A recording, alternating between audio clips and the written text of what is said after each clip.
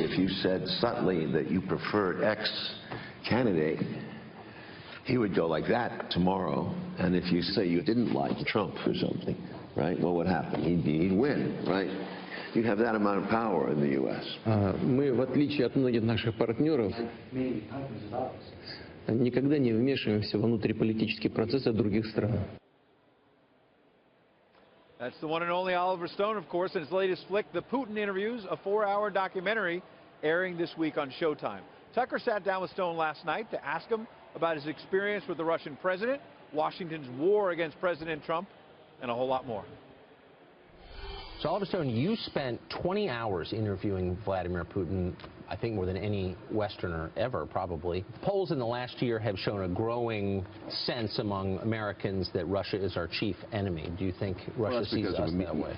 I would say that comes because of media pressure and the amount of interviews given by the government calling them the #1 existential threat. The military commanders have said What's the motive there?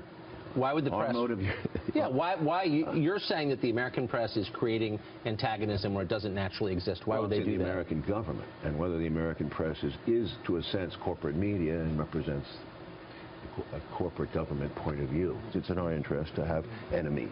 Russia always been an enemy for the most part. But it's liberals who are mad at you for making this film. It is. I've seen an hour of it, and it is friendly. But they're attacking you as a lapdog of Putin, that you've sold out. I mean, you've gotten a hostile reception from the American left. I always thought of you as a part of the American left.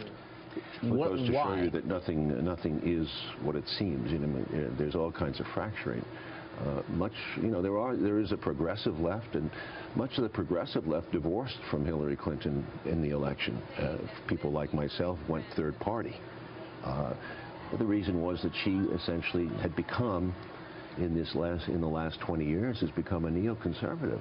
She has backed all the neocon, basically the invasion of Libya, the destruction of Libya, which is crucial. She backed the Iraqi war resolutions. She has been a major figure in attacking the Syrian sovereignty, the sovereignty of the Syrian government. This is very important. So, in a sense, we've destroyed the sovereignty of these countries in the Middle East. It's Libya, Iraq, and now Syria, or we're trying to destroy Syria. Very important. If this crumbles, the Middle East crumbles. And the world order, which is very important to Mr. Putin, a sense of law, a sense of fundamental principles, has gone out the window. He talks about it. Well, if I can say, that's the opposite of the way he's presented here, as someone, he's presented as an autocrat who doesn't care about law, and by the way, who hacked our democracy and undermined our elections. We don't know that. We're told that. And do you believe that? You're jumping around, Tucker, but we have to have evidence of this. There's a thin amount of evidence, and it's been told to us by 3 agencies, the CIA, the NSA, and the FBI.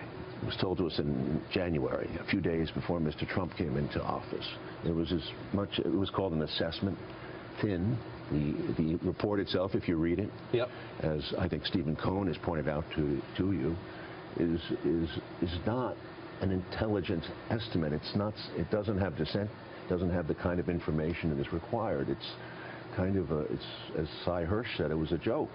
And he faults John Brennan, the head of the CIA, as creating a fear and a paranoia without evidence at a time in a transition when it's very important in American democracy that we trust our leaders. So Trump was, in a sense, slapped in the face with 2 weeks to go. I mean, this thing is serious. It's calling Trump essentially a Manchurian candidate. That's as hostile as it's ever been in a transition. But you've seen that again and again. I mean, there was just a story out that the investigation into Trump, headed by former FBI Director Robert Mueller, apparently FBI agents are leaking details of that investigation to the press. And you're seeing leaks from all the different intel agencies against the administration. It seems like they're trying to change their policies. That's correct. Does that surprise you? Well, the overtness of it does. If the investigation were to continue, which it probably will, I think that they have to go back to the origins of that leak in January. Who put out that information? Who gave it to the New York Times or Washington Post back channel? You have to ask these questions.